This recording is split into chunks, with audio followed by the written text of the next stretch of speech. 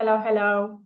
I want to take you today through the 5 stages that it takes to radically improve any relationship, any marriage. In particular, I'm going to talk about marriages because I dedicated my life to this. It's my expertise, my specialty. Um, since I was a teenager, I wanted to understand how come my parents, if they love each other so much and they want us to be a happy family and they are so smart and educated people, they had a very dysfunctional marriage, very this unhealthy communication, a lot of misunderstanding, frustration, anger, just a lot of fights and a lot of disconnection, right? So, and I saw that and it hurt as a child.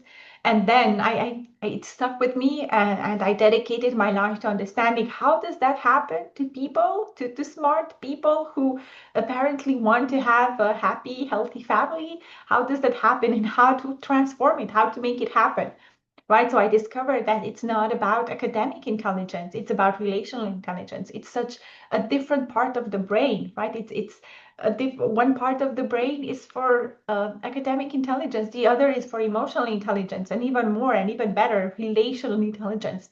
How to be in relationships, how to influence relationships, how you as a person have power to influence how another person acts with you, how they behave with you, how they talk to you by how you talk and how you communicate. So I want to take you through these stages, right? And it's important because I put them into big categories. So you will hear me talk about communication.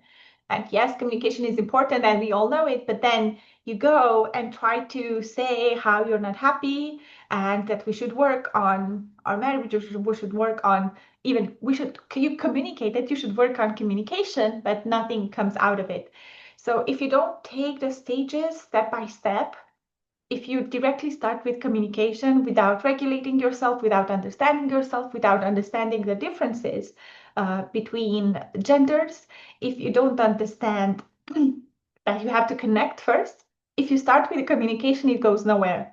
As you have seen, as most intelligent people try to communicate and it leads nowhere. It leads to misunderstanding, right? It leads to coldness, disconnection, frustration, hopelessness, anger. So no matter where your relationship is at, it doesn't matter, right? It really doesn't matter. You can start from the lowest of lowest point.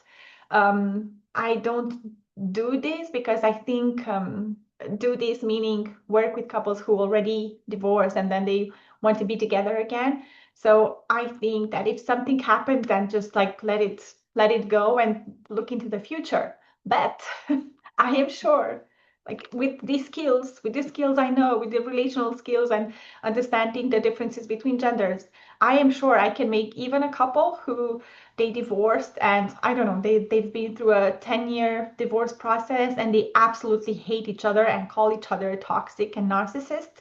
If one of them wants the relationship to change and even be together again and have love and have a happy, great marriage, I think it's possible, right? So it's very powerful. It sounds very influential.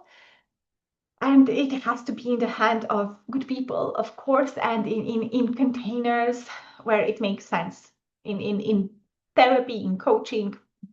Okay, so I'm digressing. Let us just go through the stages. Again, I put them just like big stages. There is one that nobody addresses. Nobody. I didn't see anyone address that, but it's so important. So we see it in the self-development world, but we don't see it when talking about transforming relationships. So I'll share my screen just because I wrote the 5 steps together. Okay, so I hope you're seeing this right now, right? Like the 5 stages of marriage transformation. It's very simple. It's very simple. Maybe, so you have to understand first and then apply it, and it's okay, but it's important that you take it step by step. So most of us, as I said, we have conflicts and we try to solve the conflicts and communicate about the conflicts and about the things we don't want, about our unhappiness, about loneliness, about what we should do and goals and such. So maybe we go into communication and conflict resolution, but it doesn't work. right? Because we don't do connection first.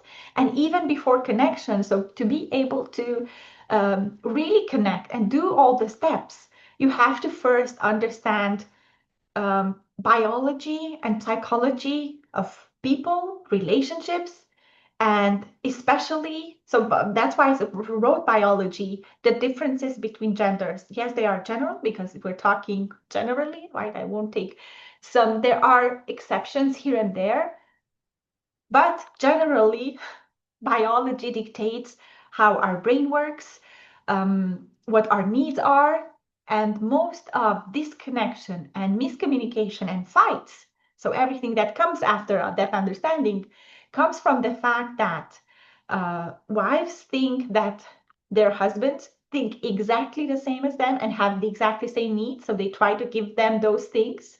So maybe they get back what they need themselves, right? Like it's that thing that we gift the things that we would want to receive ourselves, but we don't.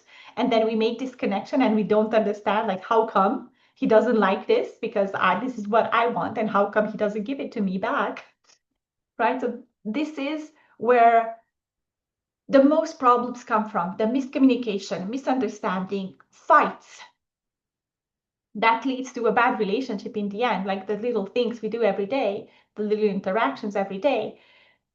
So they come from, it's very important for you to understand this, from the fact that we assume the other person, especially if you're in a same-sex relationship, so this is my expertise, this is what I'm talking about, right? If you are a woman and you think your husband has the same needs and thinks like you, we assume this. It's so unconscious, we don't even realize, right? So when we see them acting as they do with us, we assume directly. So if it was a woman, right? Like that would mean she doesn't care, she doesn't love me, dot, dot, dot. So we make that mean. So whatever their behavior is. Have you ever heard about the book Men Are From Mars, Women Are From Venus? It's exactly that. It's exactly that. So we take their behavior, words, everything they do, and we think like, and we put them on Venus. And if a person from Venus would do that, it would mean he doesn't love you, he doesn't care, this is hopeless, right? But he's from Mars. He's from Mars. On Mars, rules are different. Uh, on Mars, men think differently, have different needs. So this is why you hear maybe talking about relationship experts or in books about polarity. So polarity is between two opposite things, right? Like feminine and masculine. We attract each other, right? But then we have miscommunication and conflict because we think we are the same, right? It's this assumption that we make that we are the same and we have the same needs. I know I've said it probably 3 times, but it's important for you to really, really grasp this. We make assumptions unconsciously about everything, everything, every day, about every relationship. Oh, he did that, she did that. It means she doesn't love me. It means he doesn't love me. It means he doesn't respect me. He doesn't appreciate me. He takes me for granted. All right, so we take every behavior and we put it in our belief system, in how we think and how we see the world. If you don't understand this, all the communication is futile. Anything else you try to do, anything else you try to connect and speak and have date nights, and it's futile. You try to connect maybe brain to brain and talk like to, I don't know, colleagues from work, but you won't have the connection and the understanding and the communication that you would have if you would actually understand the differences between genders. This is very important, right? It's biology. I wish it wasn't like that. It's biology and evolutionary psychology, right? So our psychology based on our evolution. Simply put, despite us thinking we are so evolved, women still have the brains of hunters and the brains of gatherers, and men the brains of hunters. Yes, women can be hunters too, but it's not let's say optimal phase. We can be hunters, but we can't be hunters all the time, 24 hours from 24/7, right? So with this, I think I will just let you simmer on this and try to open your mind to question things. So question things when you see that you feel hurt by something that your husband did or said, instead of like sit with that hurt, but then be curious, what am I making this mean? Right? Am I making it mean he doesn't love me, he doesn't care, he doesn't respect me? And maybe just ask him, hey, like, why did you do that? I'm trying to understand the differences between men and women and not just assuming, right? Because I know you're a good person and you probably care about me. And this looks so like you don't care. So I'm sure it's not that. I just want to say, like, why did you do that? Why did you say that? Or how come you didn't think about that? So we have this bias also as women that men should think about all the things we think. And if they don't, it means they don't care, right? But it's not how their brain works. It's not like that. This is not how you solve a problem by expecting them to be perfect women. I think this was in a book. I don't remember the book.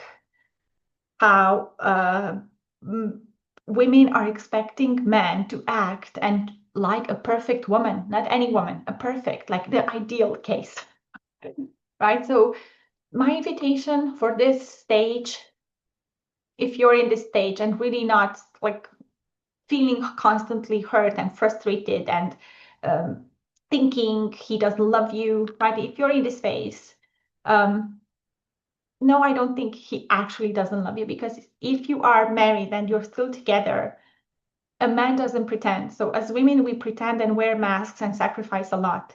A man will divorce. A man will divorce when he actually doesn't love you anymore and when he's done. But for men, it takes a lot more years to get to that point. For us women, it's pretty fast. It's pretty fast when we make the decision, and it's mostly women who make the decision, right? It's 75%, I think, of the divorces are initiated by women.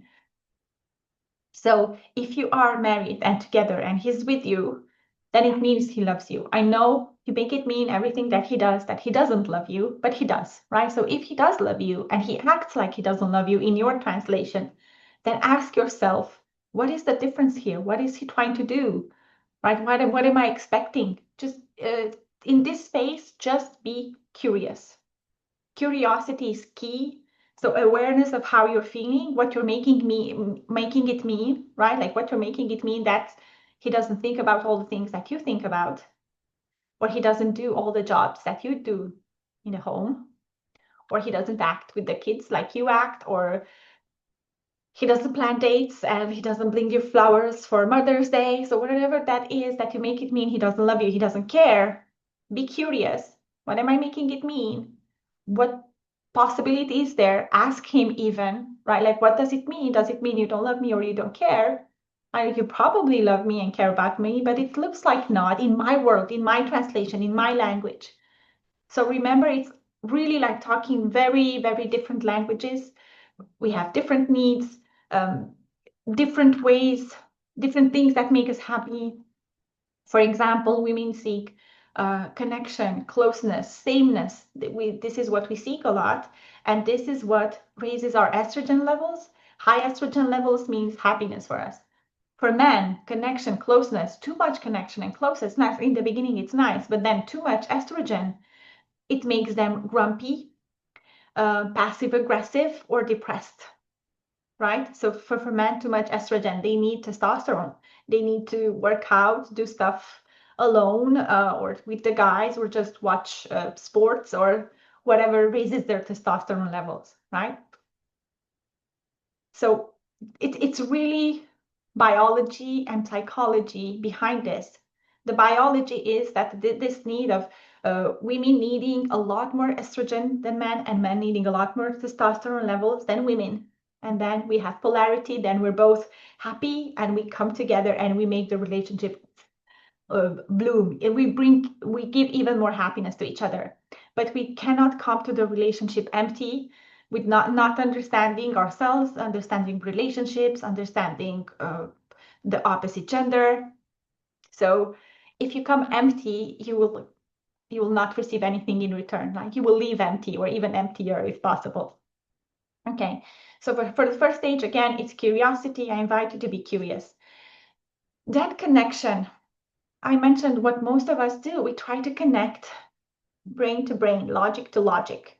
And this is how we connect with everyone at work, with our friends, right? We try to talk about ideas, and that is nice. That is beautiful, but that is not special. That is not something that is, oops, the screen. So that is not something that makes you feel connected and attracted in a relationship, in a marriage. A marriage should be something special. The connection goes beyond that. The connection goes beyond brain to brain. So you connect heart to heart, feelings to feelings, body to body. Body to body means talking about sensations in your body, talking about your senses, right?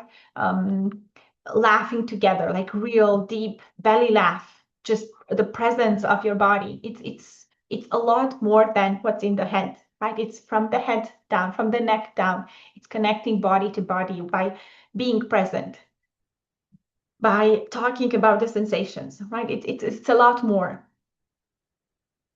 So again, yes, you can connect physically, right, by looking into somebody's eyes and being present, but you can also connect mentally, even if somebody is not there, by how you think about them, right? If you really see somebody, right?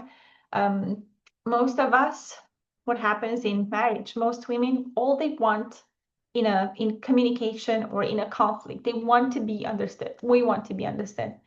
And men, they want to be seen as good people. Like, even if I did this bad thing, I'm a good man, right? Like, I'm still admirable and respectable.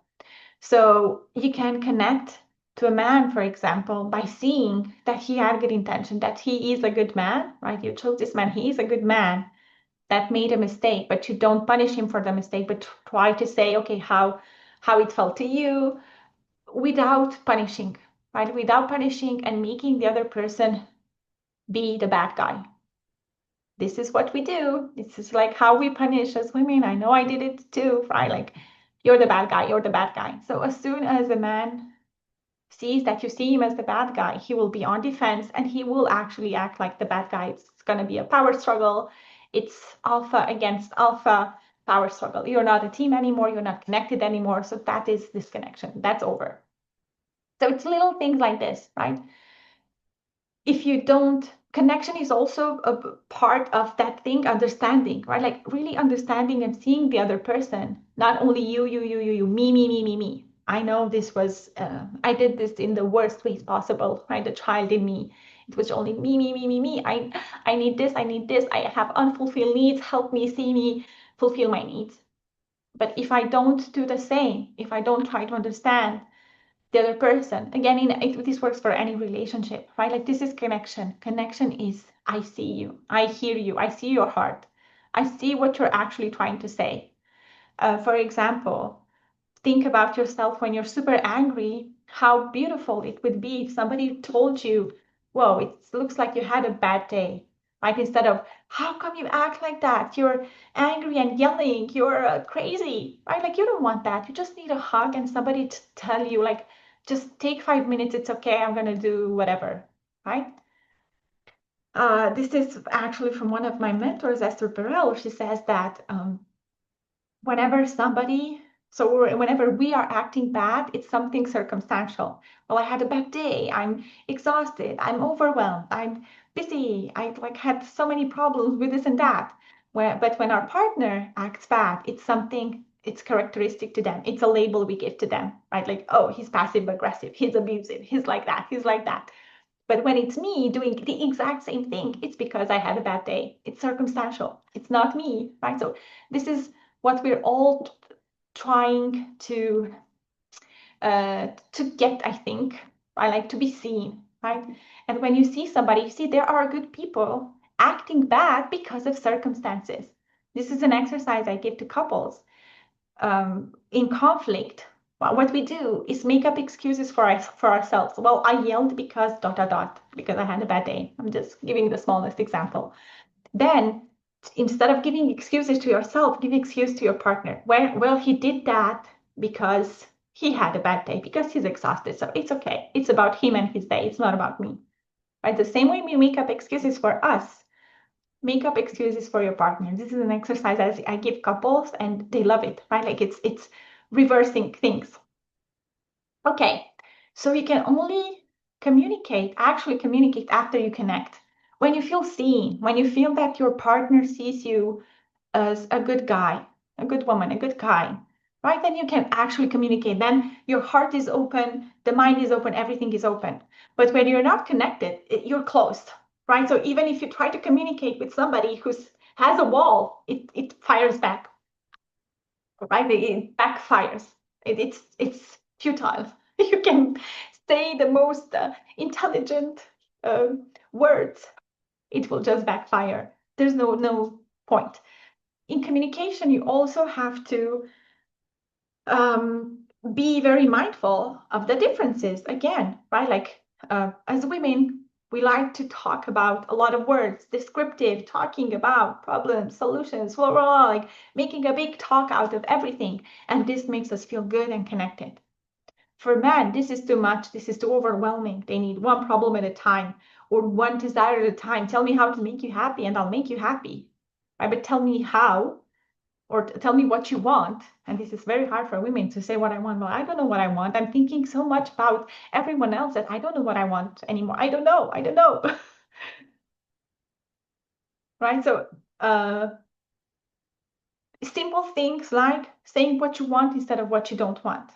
Most women, when they come to me, they tell me, when I told my husband that I didn't want this, I don't want this anymore. So it's just in the negative way, right? Like, I don't want this. Well, say what you want instead of what you don't want.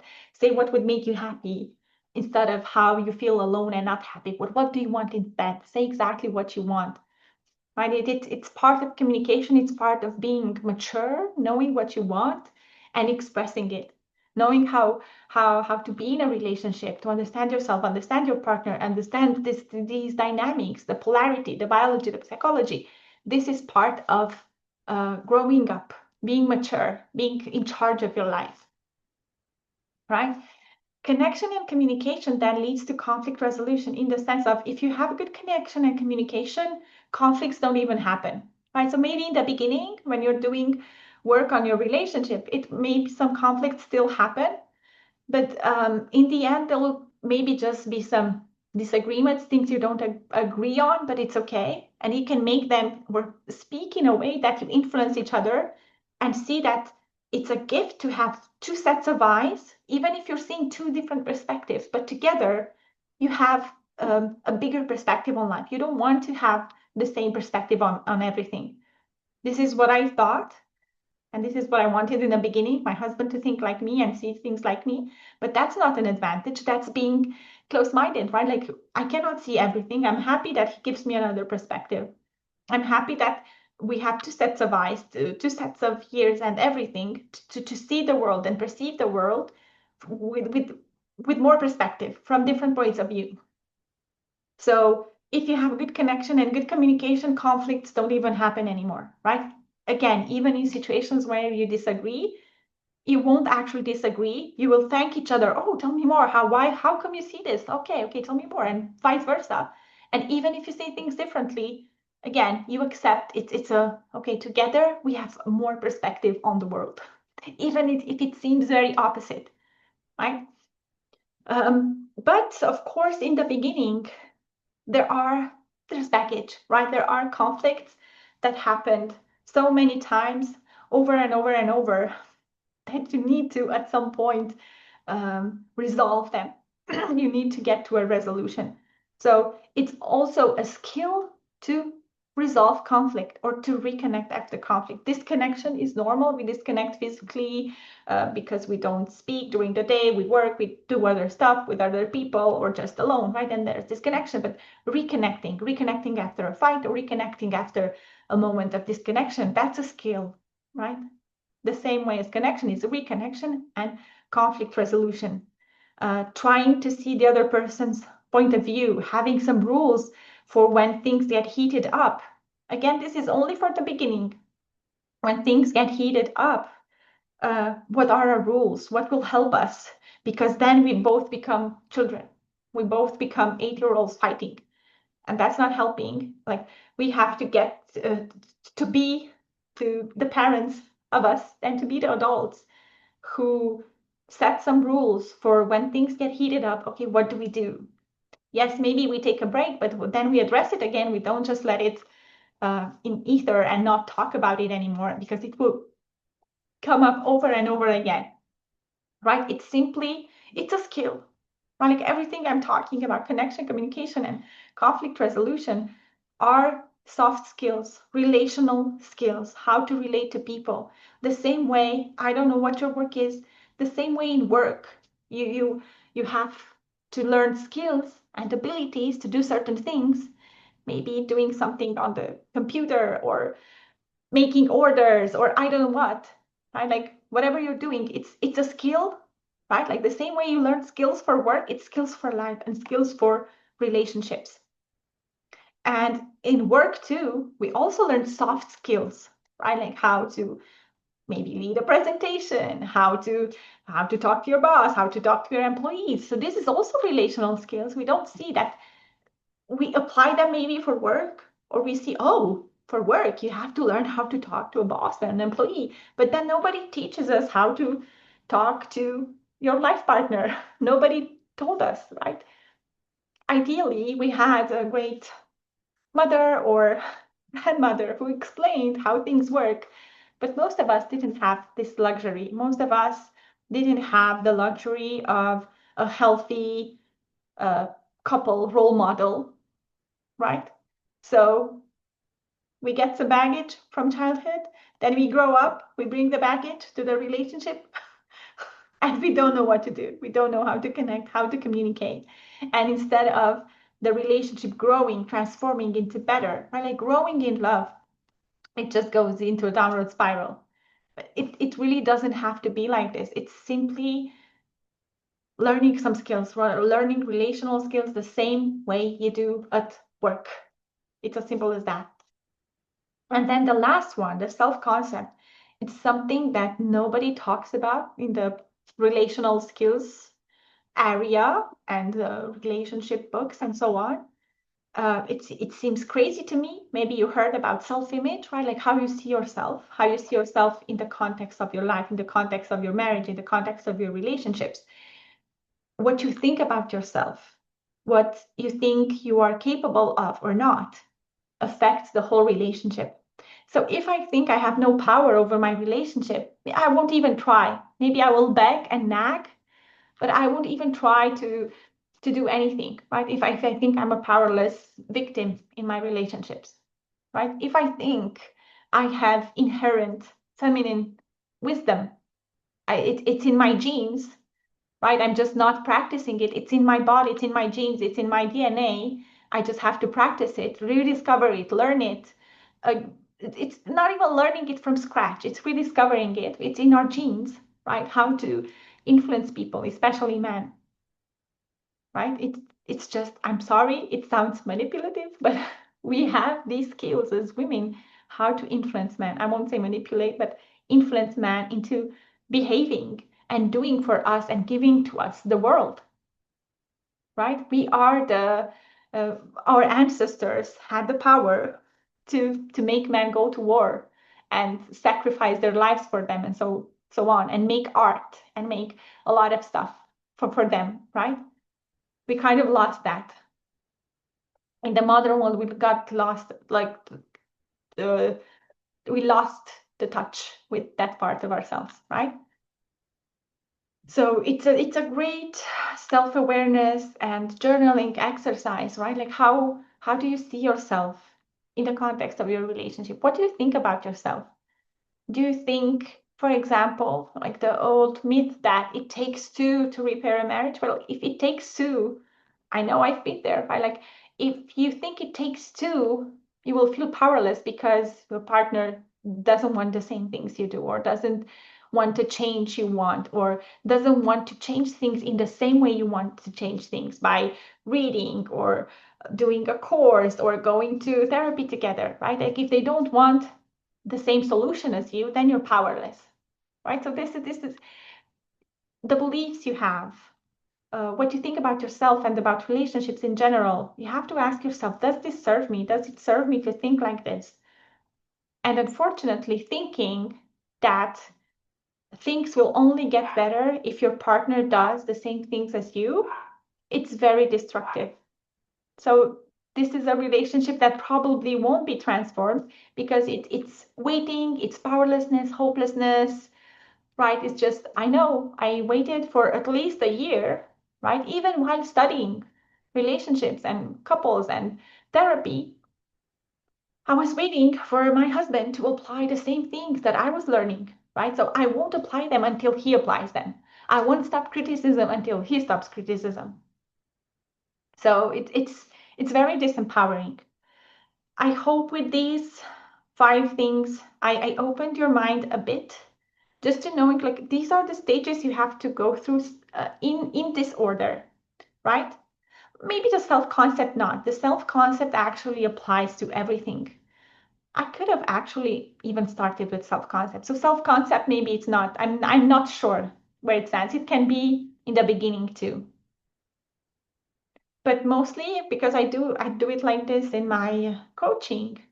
Um, Women, when they start to see their power, then they start to feel that self-concept, right? Like when they learn how to connect and communicate and to resolve conflict, then they have evidence. Oh my God, I do have power. Like, oh my God, look at me.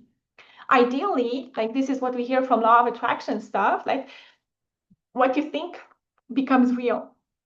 This is not law of attraction for me, this is psychology, right? Like if you think something, it will make you feel so if you think that you are powerless, then you will feel powerless and you won't do anything. But if you think you have power, then you will be curious and playful and determined and look for, even if you try 10 different things, you will look for the 11th one because you know I have power. I just didn't discover the right thing. So it's sure that somebody who thinks they have power over their relationship and they are influential, it's sure that they will actually influence the relationship if that's what they think, right? Like they will feel in a way and act in a way that just proves to them what they initially thought. This is cognitive behavioral therapy too. It's not law of attraction, right? So yes, I could have put it in the beginning, mm, but I think it's easier this way because first you get some evidence that you learn some skills and tools. So, well, actually, I do have power, right? So I hope this made sense. I have one more slide. Let's see. I have one more slide. And I want to talk about the godmother concept. The godmother in the context of a marriage. So in Eastern European countries, or at least in Romania, but in some other Eastern European countries, there is this couple. So when you get married, not even you hire, it's you choose a couple who are usually wiser, older, have a good relationship, so have a long-term relationship. They are happy, maybe they have kids, they have gone through life, maybe they are prosperous financially, right? So this couple that they're not your friends, they're more, you look up to them, something like guides, like mentors for your marriage. So I was so intrigued to see this is not everywhere around the world. I think Asian cultures have something like this. I think Asian cultures maybe go to the advice of aunties and mothers and godmothers and whatever, like the community, right? Because uh, if we would have in our life people or family members who would have like still have that wisdom of life, right? Like how to make your relationship great, how to do that, how to get a job, how to everything, we wouldn't need therapists and coaches, right? This was the context before, when we lived together more like in not only tribes but more connected, right? Like now we live very private lives, especially in the Western world where I live. Everyone in Switzerland, everyone is very private, very in their home with their stuff. We usually don't know stuff about each other, like details, right? And especially for expats, you don't even have family here. So a lot of people are looking into therapy and coaching because we need this, not because we're stupid, right? It's not about who knows better and stuff like that. It's guidance from somebody who was on that path, somebody who has experience, somebody who works with this. So the godmother concept is, for example, or like when you get married, you choose this couple. They are, it's also called godmother and godfather, the same way as when you for the children baptism, but it's just godmother and godfather for the marriage, for the relationship, right? So usually what would happen, or what the idea was, is when you have troubles in your marriage, right? Like every couple hits hard times. This is how you grow. There's no couple who doesn't go through hard times. But the wife would go to the godmother and tell me what to do. He's working all the time. He's busy all the time. He doesn't look at me that way anymore. He doesn't see me as a woman anymore. What should I do? So it's asking for advice from experience, from her feminine wisdom, right? Like from her experience of life. And she has the marriage, right? So you don't ask advice from somebody who doesn't have what you want to have, right? So you don't ask advice from women who are divorced, from women who don't have a happy relationship. Don't do that. It's right, like we wouldn't do that. It's not logical. So that's why, like when you choose this couple, in this is in again in Eastern European countries, I'm trying to do that for my clients. I notice that is what I am for my clients. So that's why I'm talking about the godmother concept.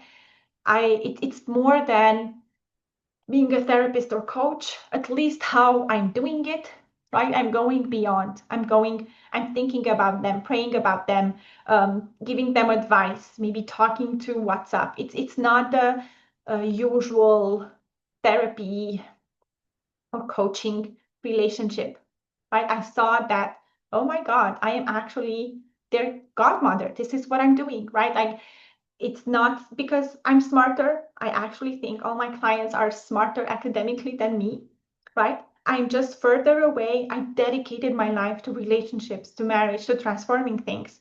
I'm just further away on this path. They are further away on other paths.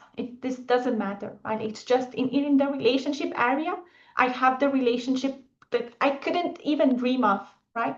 It's the relationship that if you take from any woman and you ask them what do you want in your relationship and you put them together, I think I have that.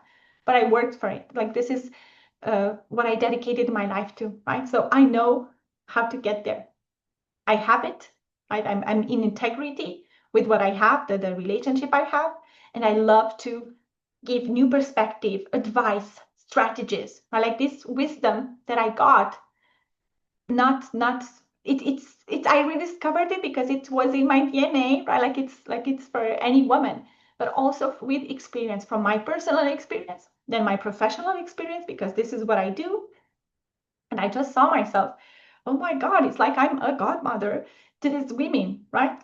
Giving them guidance, those perspective, advice, experience, strategies.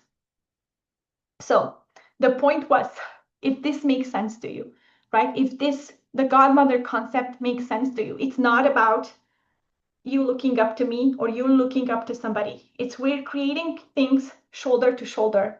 Just in this area, right? I walk the path. I know the strategies. It's usually the godmother is somebody older than you, but I did have clients who were older than me, 10, 20 years older than me, right? It's just they didn't give attention to this area of their life. So it's okay. But you see it just like somebody who's just further away on the path of having the relationship of their dreams, the marriage of their dreams, the family of their dreams, right? It's creating things shoulder to shoulder. It's not like teaching.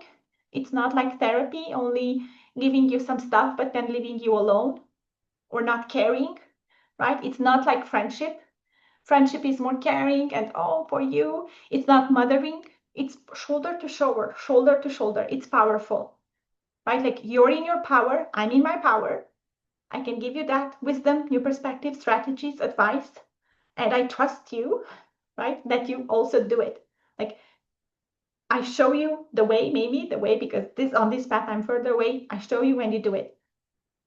I hope you like this concept. I love it.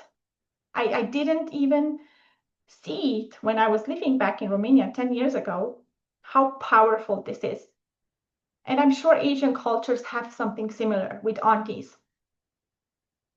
I love it, right? So if you want a godmother, if this makes sense to you, I would be happy to be your godmother. I know it sounds weird, like godmother. I hope you understand the concept. It's powerful, right? It's an honor for me to do this work.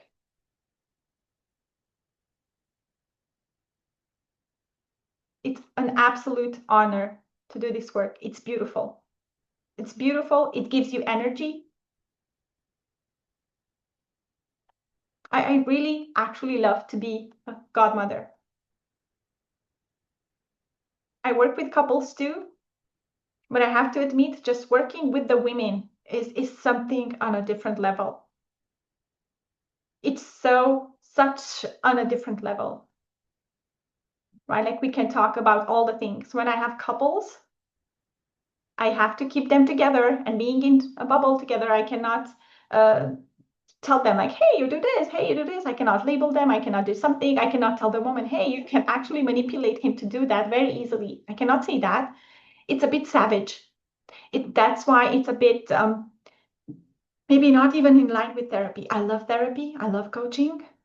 But this is the godmother effect has also something savage about it, right? It's advice, and we talk about how to influence man, how to get what you want with just the things you say, how you move, how you act.